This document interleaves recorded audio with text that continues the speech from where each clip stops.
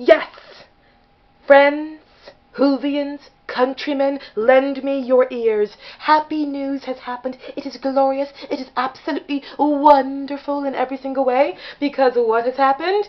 Oh yes, here in America as of yesterday, especially if you've pre-ordered it like I did a couple of weeks ago, yesterday there was the release and therefore able to obtain a special story. A story that has probably not been able to be seen since its original transmission in the 1960s. Yes, guys, we're talking about the fact that here in America, as of yesterday, Doctor Who, the Macra Terror, has been released. It is a glorious time. It absolutely is, yes.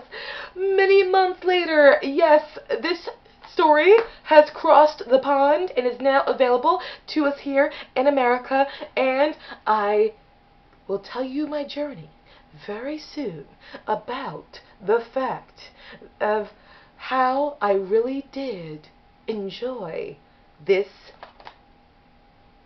story. Sorry, I was going for dramatic effect. Maybe I might have overdid it, but hey, it was totally organic in how I felt.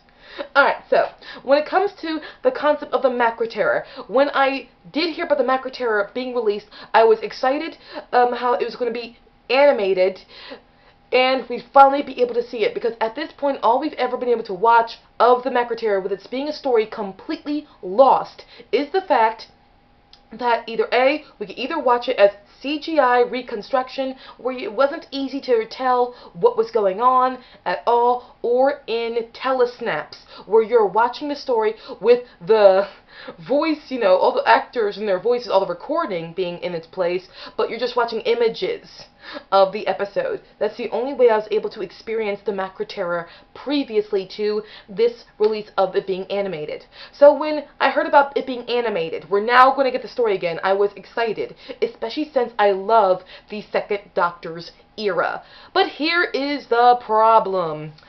When I did hear about the release, well, I actually was a little, and I acknowledge, I was a little apprehensive, because even though I loved the release of Shada, which was done by the same animators as Macra Terror, I admit, I was still having scary memories of Power of the Daleks, which still hurts me to this day. That Power of the Daleks is a great story, but it's a story that in all essentials, BBC did not give the animation team enough time to complete it, and they released an animation that was clearly not ready to be seen by anyone. It was not finished in any way, shape, or form, and boy, was it rough.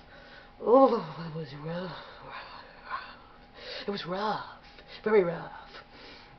And the fact that BBC even released it, to me, it's like, that is just really low. To me, that is just, like, really wrong. It's, like, the only level, to me, it's on the same level as committing copyright infringement when you steal something or you write about something from another company and you didn't get the rights for it, but you don't acknowledge you never got the rights for it and you never thought you should pay for the fact that you took, like, you know, that company stuff. Like, if you do something that a company owns and you didn't ask for permission, but you acknowledge you never asked for permission and you're willing to reimburse them for the profits you made, that's fine. I always understand when people do stuff like that, because sometimes it's often better to beg for forgiveness than ask permission, because if you ask permission, you'll never be able to do something, so you do it knowing full well you might be making a mistake, but you do it anyway and know to apologize when it happens and then make up for it, beg forgiveness, and then make up for what you did. That's sometimes the only way you can get things done and, you know, actually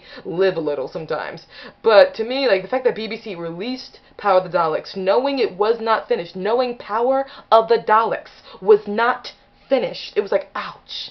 So I had that memory of Power of the Daleks in my brain. I was really worried about the animation team going back to that.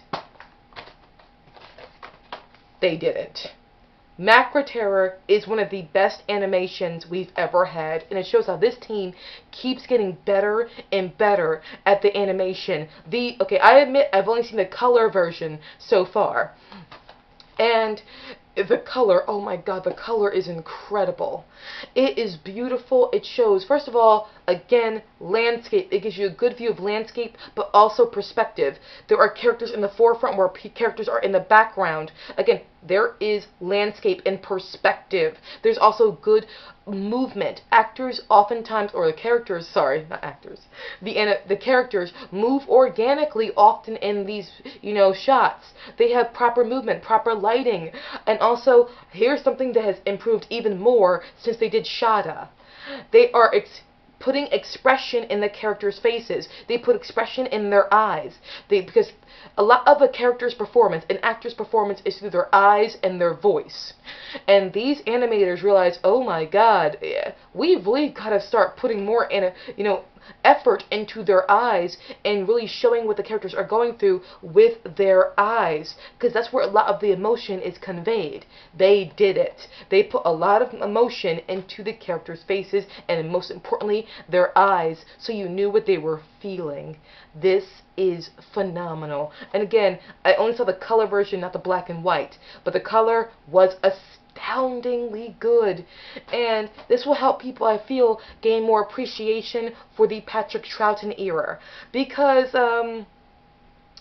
well, I one time saw a posting. I mean, I feel like this is not really done by a lot of people, but there's one, list of the most popular and beloved doctors to the least popular and least beloved.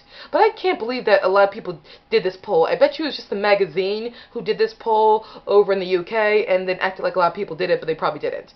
And they ranked it as the second Doctor and the seventh Doctor were the lowest loved doctors of all of the fandom.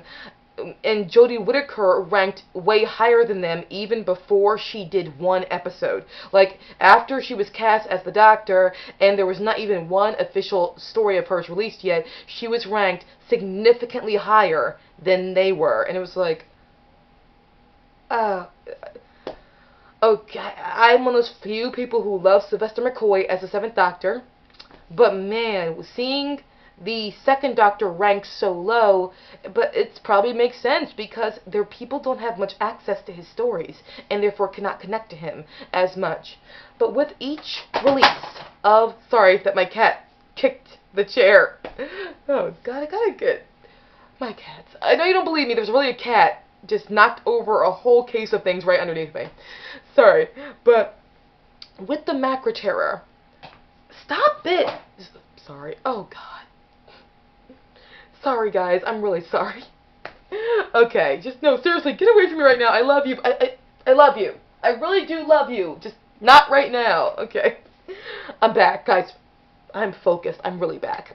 Okay, so with the Macra Terror, the concept is the Doctor with his companions Polly, Ben, and Jamie arrive at this colony, but actually it was through looking through the time, sorry, I want to say the Time Scrambler, but I could be very wrong. Sorry, it's a whole probably completely wrong thing. They look through something that allows them to see briefly into the future about what's happening, and that's when they see the claw on the screen, and they go to a planet where there seems to be all of this overall excitement and joy, but it's a colony that is working to mine gas, but they're not entirely told what the gas is really for. What is the gas really being mined for? But this colony also spends its workday shifts, like everything is determined around music.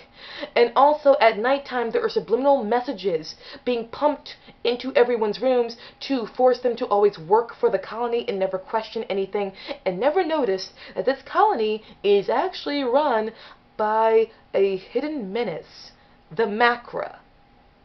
I won't say any more than that, just to surprise people who possibly haven't seen this. So guys, again, with the Macra Terror, I am so happy it's released here in America. It is awesome. It is wonderful. BBC, and the animators who worked on this, thank you so much. This is a very great job, and I am so, so proud of you for doing this.